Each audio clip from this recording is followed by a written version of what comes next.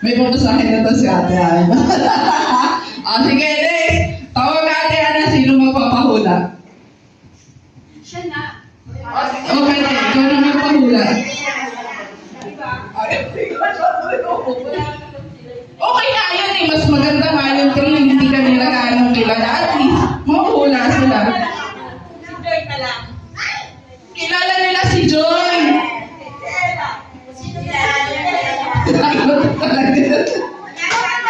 na nga, isip ka. Hindi nila mahuhulaan yun. Oh, hindi. Huwag ka tatawag dun sa kilala ka.